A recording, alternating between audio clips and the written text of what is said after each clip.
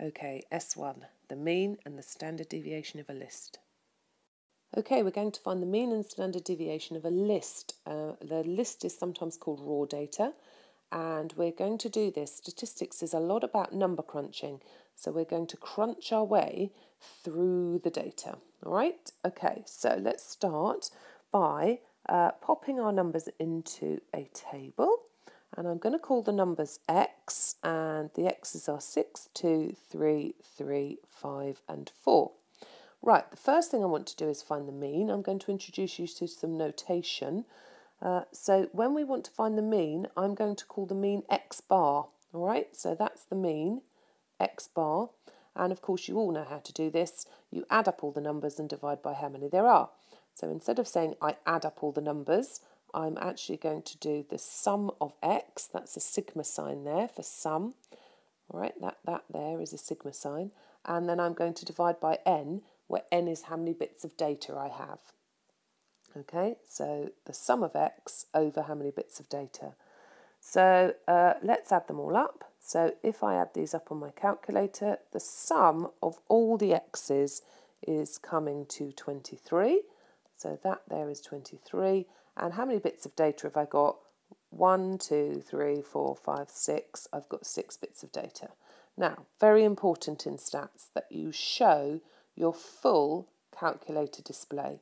So my calculator display is saying that. I might have missed off a few 3s, but you can check your calculator. So the full calculator display, and then you round to 3 sig figs. So if I round, then it's 3.83. Please do not miss that step off, okay? So that's me rounding there to 3 sig figs.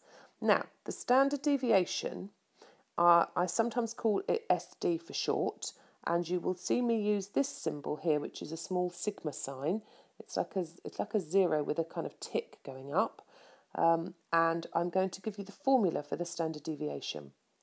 Now, both these formulas, the formula for the mean and the standard deviation, you have to learn them off by heart. So here's the formula. It's the square root of the sum of x squared all over n, so fairly similar to the mean, minus the mean squared. Okay, so there's the formula, the sum of x squared over n minus the mean squared. Okay, so what we need to do on our column here is we need to find this part, which is the sum of x squared. So all the x's are going to get squared. Well, we can do that fairly easily. 36, 4, 9, 9, 25 and 16. And now the formula is telling me to sum all of those x squareds. Now if I sum those, I think they come to 99. So into the formula goes 99 divided by n, which is how many bits of data I have, 1, 2, 3, 4, 5, 6, minus the mean squared. Now the mean is 3.83, but we are always only ever going to give the exact mean. So I'm actually going to use 23 over 6, and again that's really important, 23 over 6 all squared.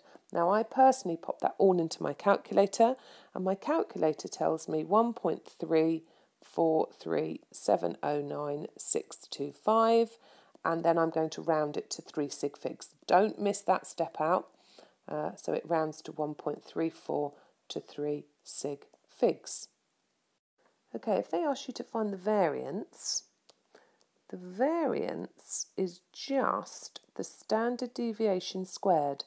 And the way to remember it is we're just going to remember variance squariance. Okay, the variance is just the standard deviation squared. So all we would need to do is we would need to take this figure and square it. Or in fact, it's just easier to do this bit without the root. Okay, so if you put that bit into your calculator will give you 1.805555556, which is coming out as 1.81.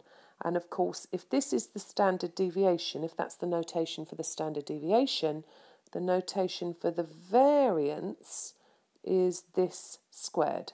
Okay, so variance squariance. Write that down because that's really important. Variance squariance. Okay, here's one for you to have a go at. So pause the video, have a little go and then check your answers. Okay, here come the answers. So the first thing we're going to do is pop an X in, 0, 2, 1, 2, 1, 1. And we're going to first of all calculate the mean. So the mean is found by the sum of x over n. So the sum of x is 2, 3, 4, 5, 6, 7. So I think it's 7 over how many numbers? 1, 2, 3, 4, 5, 6 over 6. And 7 over 6 is 1.166666667. Oh, how appropriate that there's 666 in there. Okay, and that is 1.17 sig figs.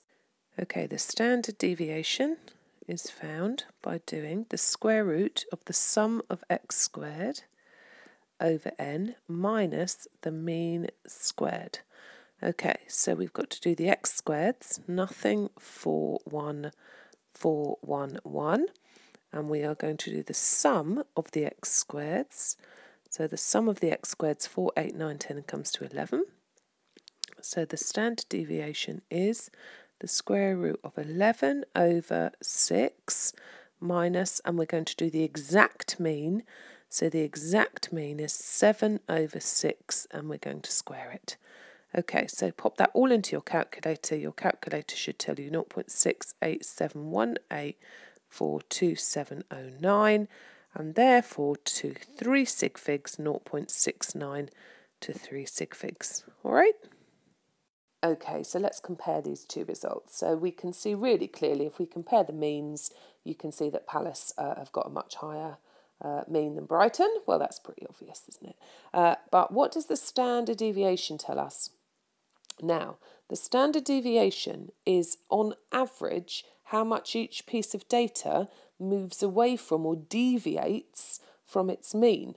So it's the amount of variation or dispersion from the mean, and dispersion's sometimes referred to as spread.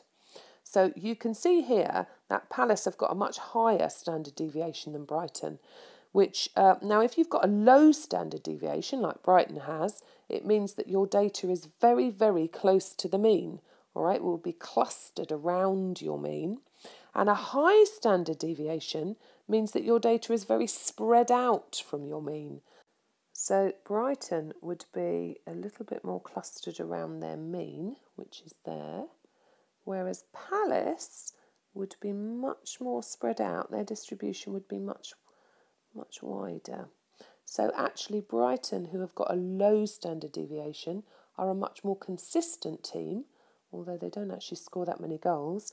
But if you wanted to see a team that was much more exciting, much more varied, you would go and watch Palace.